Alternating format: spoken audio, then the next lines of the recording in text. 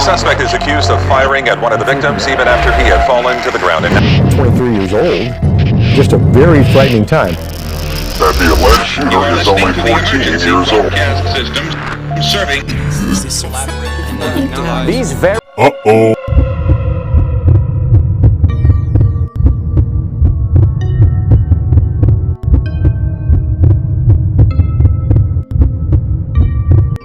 Okay guys, I want to get into these stories.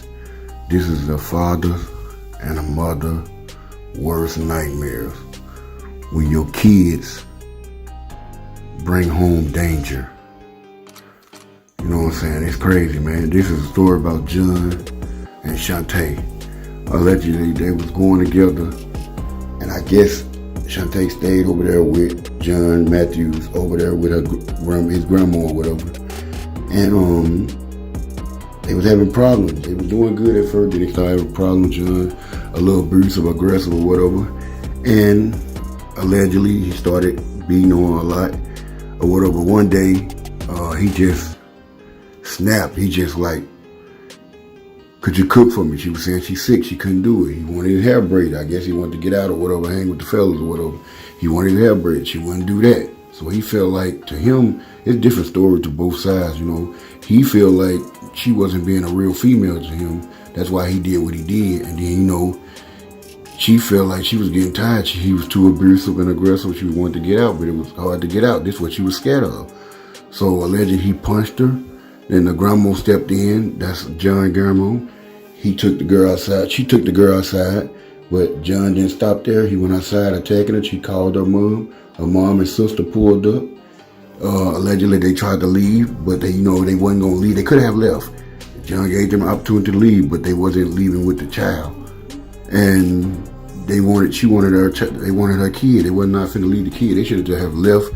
Then came back and got the kid. But they were like, I guess he knew not to give him the kid. So the mom stepped in while the other sister called the police. And they got into a little argument. He shot her point blank.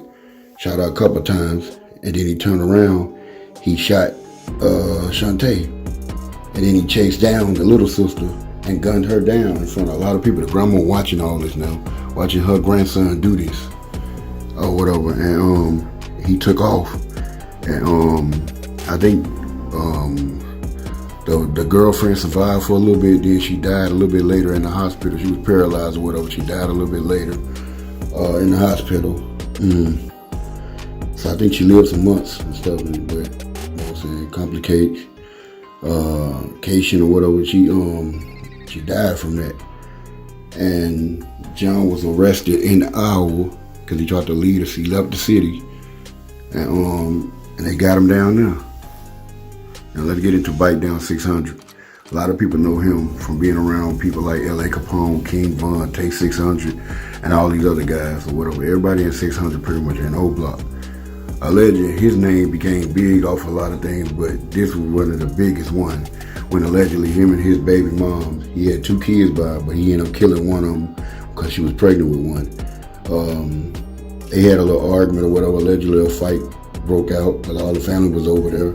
Elijah allegedly got into a Bite Down, and they saying Elijah got down on Bite Down. He lost the fight, but according to Bite Down and his people, they saying that Bite Down got jumped on by everybody jumping on him. That way made Bite Down mad, not because the brother beat him up or anybody else did this and that. It's because everybody jumped on him. So Bite Down like, okay, this how y'all want to play? So he came back and he shot Elijah dead in front of the mom. The mom tried to run. He shot her. And a couple times then she was still alive, tried to sneak away. He shot her again. By playing dead, that's the reason why she survived. Then Ebony jumped in it, and he killed Ebony instantly. And he tried to kill the 29-year-old person that was visiting the house. And she locked herself in the bathroom. He shot her, got in there. He kicked the door down and shot her 2 or 3 times. She played dead also, and she survived. I think the playing dead helps a little bit, you know. Especially when somebody shoot you 2 or 3 times. Sometimes you gotta play dead, even though you're hurting, you're trying to survive and breathe and stuff, but sometimes you gotta do what you gotta do. By the mom and the friend playing dead, they survived, because Bite Down was standing over everybody. He ended up killing his unborn child, but he didn't touch the 5-year-old and the other kids living in the house. I don't know if he would have did it or not, but did he know they was there or what? But he left them alone. He left his 5-month-old alone. He didn't even go up there and kiss the baby goodbye, because you know you're gonna be gone for doing stuff like this. And he fled the scene, and he was picked up. He was pulled over. They was pulled over a couple of days later by a police officer, and then allegedly the police officer ended up letting Bite Down them go. He was in the passenger seat, but the police got suspicious of how they was leaving, how they were driving. Then he followed them, and Bite Down got out the car flinching like he had something and took off. And CPD got behind him and, you know what I'm saying, tased him and got him down or whatever, because they felt like it was suspicious how Bite Down them left away. I don't know why they didn't get him in first, but they said the way they acted when they left, I guess Bite Down thought he was going in then, but he didn't. Or whatever. King Von was like free, he was gonna get him out, he was gonna burn him out or whatever. Cratehead story is kind of crazy too. It's a lot of these stories. A lot of these guys feel like they got jumped on and this and that. Cratehead story, similar to Bite Down. That's why his story come up close to this.